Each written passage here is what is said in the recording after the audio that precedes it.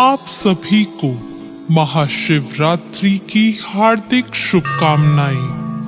इस वर्ष महाशिवरात्रि 11 मार्च की है।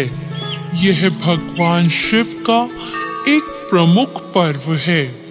इसी दिन भगवान शिव का विवाह देवी पार्वती के साथ हुआ था। सभी लोग अपनी मनोकामना पूरी करने के लिए महाशिवरात्रि के दिन भगवान शिव की पूरे विधि विधान से पूजा करते हैं। महाशिवरात्रि के दिन कुछ उपाय करने से शिव जी जल्दी प्रसन्न होते हैं और व्यक्ति की मनचाही इच्छा पूरी करते हैं।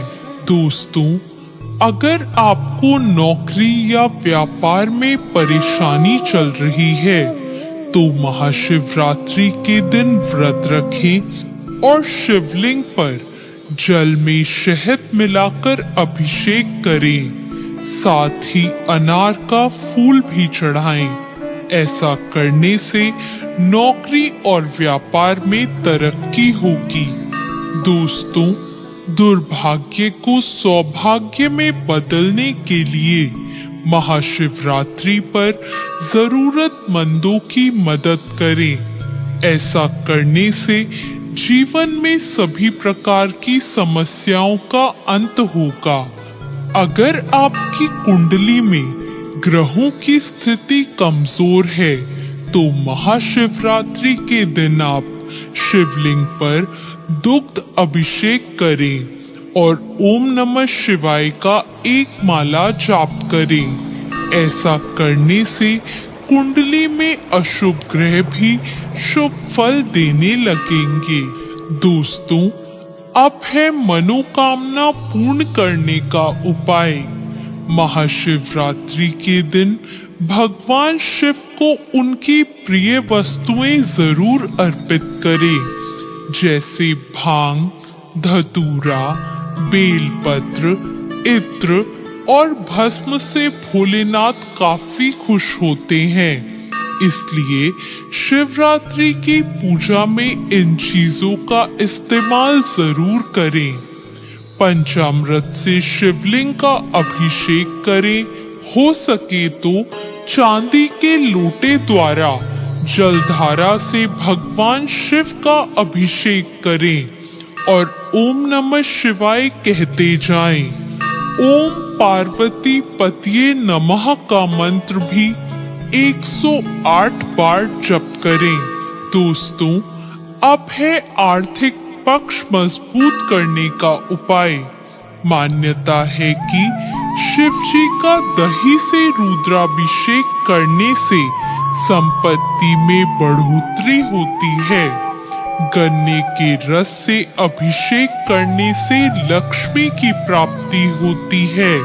धन प्राप्ति के लिए शिवलिंग का शहद और घी से अभिषेक भी अच्छा माना जाता है।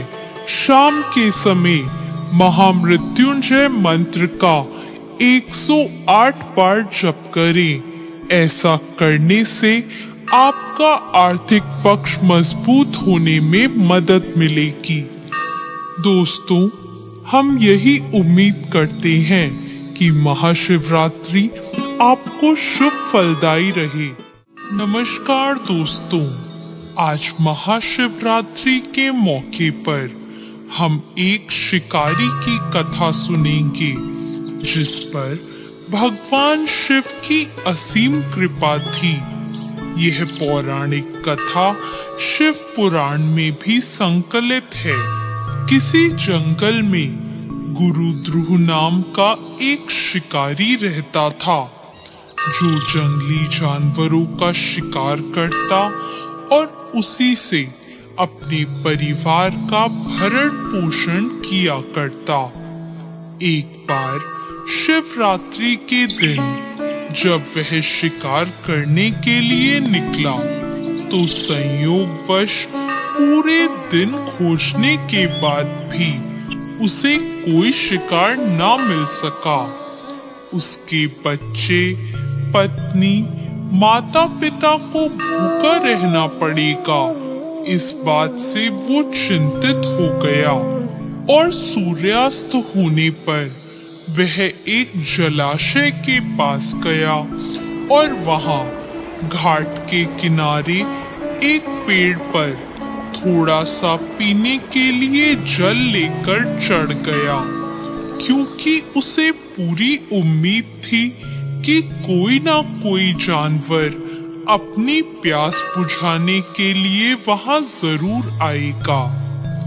वह पेड़ एक बेलपत्र का पेड़ था और उसी पेड़ के नीचे एक शिवलिंग भी था, जो सूखे बेलपत्रों से ढके होने के कारण दिखाई नहीं दे रहा था।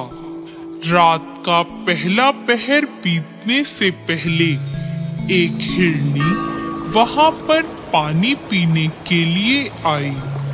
उसे देखते ही शिकारी ने अपने धनुष पर बाण साधा। ऐसा करने में उसके हाथ के धक्के से कुछ पत्ते एवं जल की कुछ बूंदे नीचे बने शिवलिंग पर जा गिरी और अनजाने में ही सही शिकारी की पहले पहर की पूजा हो गई। हिरनी ने जब पत्तों की खड़खड़ाहट सुनी तो घबराकर ऊपर की ओर देखा और भयभीत होकर शिकारी से कांपते हुए स्वर में बोली, मुझे मत मारो। शिकारी ने कहा, मैं और मेरा पूरा परिवार भूखा है, इसलिए मैं तुम्हें नहीं छोड़ सकता। हिरनी ने वादा किया कि वह अपने बच्चों को अपने स्वामी को सौंपकर वापस यहाँ लौट आएगी, तब वह उसका शिकार कर ले। शिकारी को उसकी बात पर विश्वास नहीं हो रहा था। उसने फिर शिकारी को यह कहते हुए अपनी बात पर भरोसा करवाया कि जैसे सत्य पर ही धरती टिकी है, समुद्र हमेशा मर्यादा में रहता है और झरनों से जल धाराएं गिरा करती हैं, वैसे ही वह भी सत्य बोल रही है। क्रूर होने के बावजूद भी शिकारी को उस पर दया आ गई और शिकारी ने कहा, जल्दी लौटना। ऐसा कहकर उसने हिरनी को जाने दिया। थोड़ी देर बाद ही एक और हिरनी वहां पानी पीने आई। शिकारी सावधान हो गया, तीर साधने लगा और ऐसा करते हुए उसके हाथ के धक्के से फिर से पहले की तरह ही थोड़ा सा जल और कुछ बेलपत्र नीचे शिवलिंग पर जा गिरे और अनायास ही शिकारी की दूसरे पहर की पूजा भी हो गई।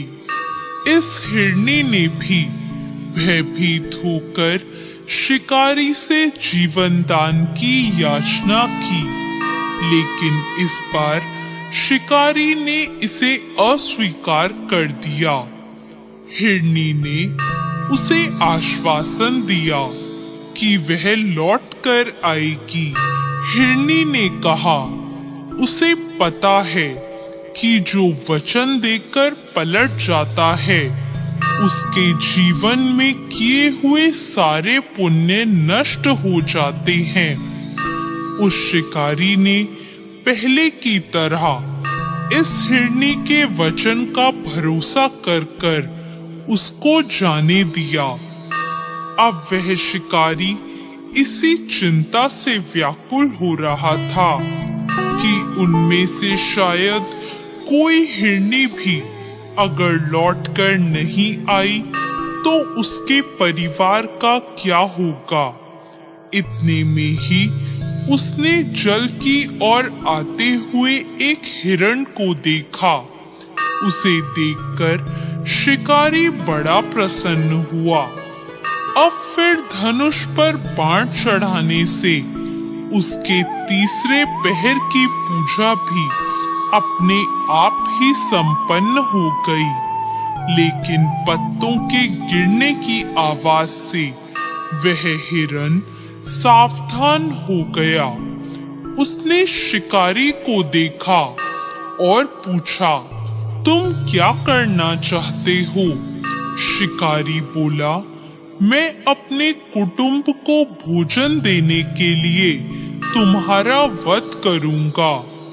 वह हिरन प्रसन्न होकर कहने लगा, मैं धन्य हूँ कि मेरा यह शरीर किसी के काम आएगा। परोपकार से मेरा जीवन सफल हो जाएगा, पर कृपया कर अभी मुझे जाने दो, ताकि मैं अपने बच्चों को उनकी माता के हाथ में सौंपकर उन सबको धीरज बंधाकर वापस यहाँ लौट आऊं। शिकारी का हृदय पूजा के कारण अपने पापों को धो चुका था और शुद्ध हो गया था, इसलिए वह विनम्रता पूर्वक बोला, जो यहाँ आए सभी बातें बनाकर चले गए और अभी तक नहीं लौटे। यदि तुम भी झूठ बोलकर चले जाओगे तो मेरे परिजनों का क्या होगा?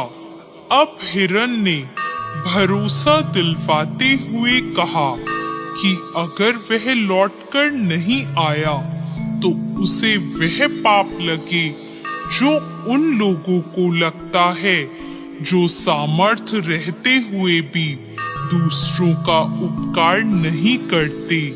शिकारी ने कहा, ठीक है, लेकिन शीघ्र ही लौटकर आना। रात्रि का अंतिम पहर शुरू होते ही शिकारी के हर्ष की सीमा न थी, क्योंकि उसने उन सब हिरन हिरनियों को अपने बच्चों सहित एक साथ आते देख लिया था। उन्हें देखते ही उसने अपने धनुष पर बाण रखा और पहले की ही तरह चौथे पहर की भी शिव पूजा संपन्न हो गई। अब उस शिकारी के भगवान शिव की कृपा से सारे पाप भस्म हो गए, इसलिए वह सोचने लगा, ओह, ये पशु तो धन्य हैं जो ज्ञानहीन होकर भी अपने शरीर से परोपकार करना चाहते हैं। लेकिन धिक्कार है मेरे जीवन को, जो मैं अनेक प्रकार के कुकृत्यों को करके अपने परिवार का पालन करता रहा। अब वह अपना बाण रोक लेता है और सभी मृगों से कहता है, आप सभी धन्य हैं और आप सभी वापस चले जाएं। उसके ऐसा करने पर भगवान शंकर प्रसन्न हो जाते हैं और तत्काल ही उसे दिव्य स्वरूप का दर्शन करवाते हैं और उसे सुख समृद्धि का वरदान देकर गुहु नाम प्रदान करते हैं। मित्रों, यही वह गुहु था जिसके साथ भगवान श्री राम ने मित्रता की थी। भगवान शिव के भक्तगण बड़ी श्रद्धा से उन्हें शिव शंकर, भोलेनाथ, महादेव आदि नामों से संबोधित कर उनकी पूजा अर्चना करते हैं। ऐसे भगवान शिव और भगवान शिव की महिमा को हम सब सदैव प्रणाम करते हैं। आप सभी को महाशिवरात्रि की हार्दिक शुभकामनाएं।